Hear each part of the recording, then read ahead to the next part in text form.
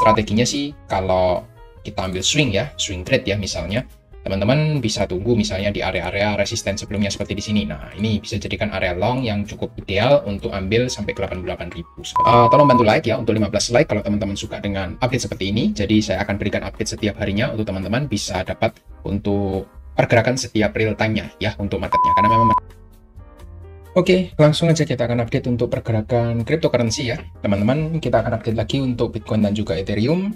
Teman-teman pastikan untuk tonton sampai habis ya, karena hari ini minggu pertama ya kita setelah ETF open di momen kemarin ya.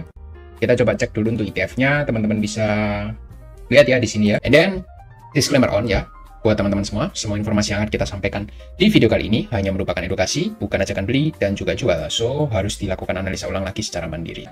Kemarin ETF kita overall netral ya. Ada inflow kecil tapi ya inflow dari BlackRock tapi outflow dari Fidelity sama aja, yang lainnya netral. Jadi cenderung untuk netral ya. Kemarin kita melihat reaksi ketika harga di sini udah ada aksi sell off. So, harusnya kita hari ini ada potensial untuk retest ke area next supply di 88.000 seperti itu menurut saya ya, karena memang kemarin untuk ETF-nya sih nggak ada aksi sell off ya. Nanti tunggu dulu untuk area 88, teman-teman bisa coba manfaatkan sebenarnya di area-area ini untuk time frame kecil untuk long posisi untuk Bitcoin-nya. Karena teman-teman seperti yang sudah kita infokan kemarin bahwa Bitcoin ini berhasil ya for the first time membentuk engulfing di area support dari weekly time frame-nya seperti itu. Jadi teman-teman bisa manfaatkan sebenarnya di time frame hourly misalnya ya, teman-teman bisa coba lihat selama dia masih mempertahankan satu area trendline yang ada di bawah ini.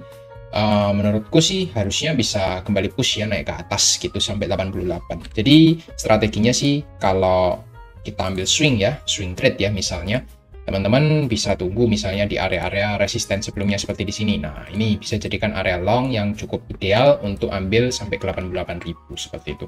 Jadi teman-teman bisa buy, break, retest, nanti ketika breakout dari area ini misalnya dia nanti retest lagi. Nah, teman-teman bisa ambil untuk swing trade sampai ke 88.000 seperti itu. Jadi untuk intraday-nya ini bisa dimanfaatkan, lumayan masih ada berapa persen ya, sekitar 2-3% untuk scalpingan oke sebenarnya. Masih ada peluang yang cukup lebar dalam waktu satu hari ini ya, harusnya bisa tutup untuk sampai area sana, seperti itu. Nggak ada yang perlu dikhawatirkan sih, so far overall kita masih lihat semuanya up ya. Daily trend up dan juga dari EMA-nya semua oke semua ya, tinggal kita tunggu shifting di daily time frame untuk momentum change ya, ketika dia berhasil untuk EMA-nya shifting dari yang bearish menjadi bullish, tinggal itu aja sih, yang lainnya sih nggak ada masalah. Lalu kita coba lihat untuk Ethereum dulu. Untuk Ethereum sedikit lebih melemah ya, teman-teman lihat kita punya area resisten dulu yang pertama. Untuk area EMA-nya ini masih cukup jauh sayangnya ya, kita melihat masih ya ini masih harus naik sampai 1970 bahkan 2000 baru bisa tembus area EMA-nya seperti itu. Ini masih sangat jauh ya, sekitar 20%, jadi nggak mungkin kayaknya kalau kita push langsung naik ke atas. Karena teman-teman bisa coba lihat ya di sini, kita lihat ya untuk trendline ini aja belum berhasil untuk ditembus ya. Dia kemarin cuma main-main mundar-mandir di area inside bar-nya aja, belum berhasil breakout tapi juga nggak breakdown ke bawah. Jadi area permainannya semakin menipis ya, teman-teman bisa lihat ini ada area trendline, jadi kita punya area triangle yang cukup lebar di sini. Teman-teman boleh manfaatkan sebenarnya untuk ambil long juga pastinya ya, jangan cari short. Kalau Bitcoin-nya lagi bullish ya teman-teman cari untuk long posisi aja seperti itu ya, kurang lebih seperti ini. Kita punya trendline yang cukup solid gitu. Nah, ini kalau misalnya breakout ke atas ini harusnya kenceng naiknya. Biasanya seperti itu. Tinggal nanti teman-teman tunggu momen penentuan aja, dia nanti mau naik atau mau turun ya.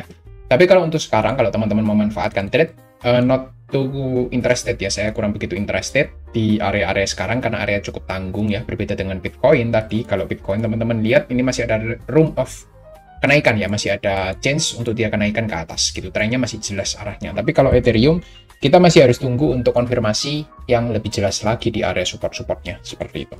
Kecuali nanti dia break retest di area support, nah ini boleh. Kalau break retest itu teman-teman boleh manfaatkan.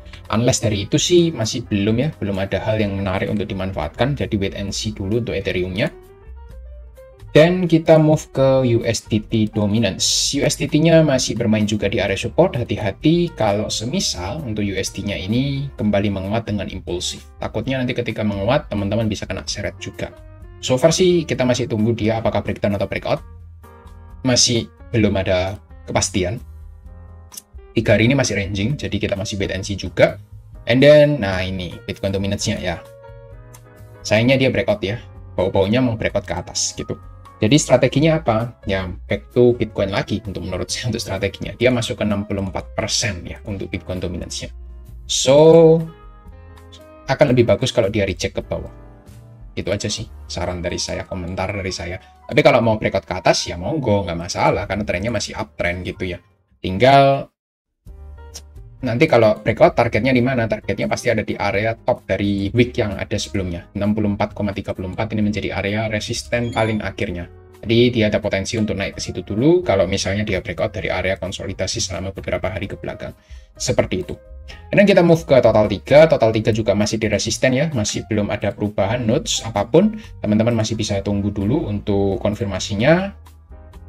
Others dominance kita melihat masih melemah ya terhadap Bitcoin. Teman-teman bisa lihat ini bahkan sudah hampir membentuk lower low yang baru. Jadi menurutku ya, kalau Bitcoin dominance-nya terus naik, others dominance-nya bisa terus tertekan sih. Seperti itu aja. Tapi kalau untuk others market cap-nya sih so far masih sideways juga ya, sama seperti total 3. Dia masih di area inside bar, area konsolidasi yang cukup lebar seperti itu. Jadi kurang lebih itu aja untuk update kita hari ini.